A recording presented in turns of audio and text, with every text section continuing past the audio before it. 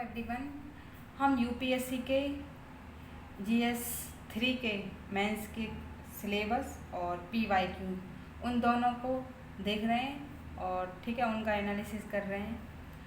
तो अभी हम 5 पॉइंट तक कर चुके हैं। 5 पॉइंट तक हो चुका है हमारा सिलेबस।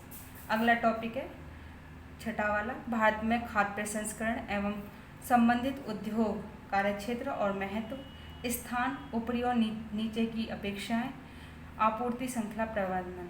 ठीक है, तो इसमें फूड प्रोसेसिंग है and related industries in India, scope and significance, location, upstream and downstream requirements, supply chain management. तो यहाँ से भी कई क्वेश्चन आ चुके हैं, तो वो देख लेते हैं। ठीक है, ये 2015 में आया था क्वेश्चन। भारत में खाद्य प्रसंस्करण उद्योग का विकास करने की राह में विपणन और पूर्ति श्रृंखला प्रबंधन में क्या बाधाएं हैं? क्या इन बाधाओं पर काबू पाने में ई वाणिज्य सहायक हो सकता है? What are the impediment in marketing and supply chain management in developing the food processing industry in China ध्यान आ रहा था। Can e commerce help in overcoming these bottlenecks? ठीक है, देखो टॉपिक ही बोल रहा है कि फूड प्रोसेसिंग की बात कर रहा है, तो इस पे तो क्वेश्चन आना है ही। तो सबसे पहले हमें जो हमारे सिलेबस में की टर्म दे रखे हैं, जैसे हमने देखा था एमएसपी को दे रखा था, बफर स्टॉक को दे रखा था, और भी चीज़ें थी जैसे इरिगेशन था।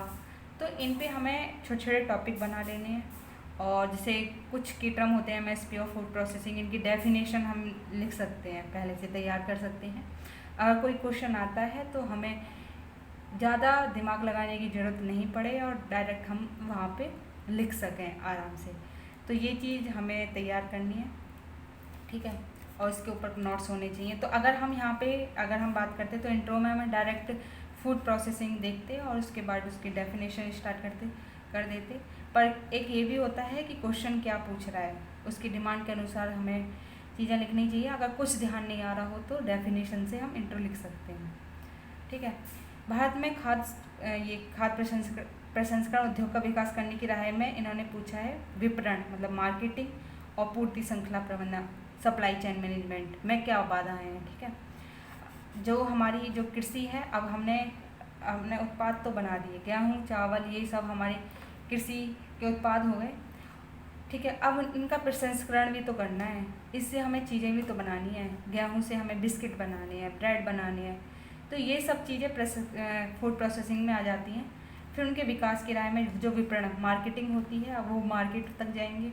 उनकी सप्लाई चेन मैनेजमेंट, वो सप्लाई भी होगी उनकी, तो उनमें क्या बाधाएँ हैं, एक तो ये पता होना चाहिए। ठीक है, उनकी बता देने की ये बाधाएँ हम, और या इन बाधाओं पर काबू पाने के लिए ई वाणिज्य सहायक हो सकता है। तो ई वाणिज्य की हमें बता देने कि ई कॉमर्स कैसे यहाँ पे हेल्प कर सकता है। ठीक है, कुछ ज़्यादा पॉजिटिव बताने हैं और कुछ नेगेटिव बता देना है कि हाँ ये सहायक है। फिर उसके बाद पाँचवा ये 2017 का क्वेश्चन है, लागत प्रभावी छोटी प्रक्रमण इकाई की अल्प स्वीकार्यता के क्या कारण है? खाद्य प्रक्रमण इकाई गरीब किसानों को सामाजिक आर्थिक स्थिति को ऊपर उठाने में किस प्रकार सहायता होगी? What are the reason of poor expectance of cost effective small processing unit? How the food processing unit will be helpful to uplift the socio economic status of poor farmers? ठीक है, तो इसमें एक तो ये पूछा है स्टार्टिंग में कि what are the reason of poor expectance of cost effective small processing unit? तो स्मॉल प्रोसेसिंग जो यूनिट है, तो उसके लिए स्वीकार्यता का क्या कारण है? खाद, इन्होंने काफ़ी टेक्निकल शब्द यूज़ कर लिए हैं।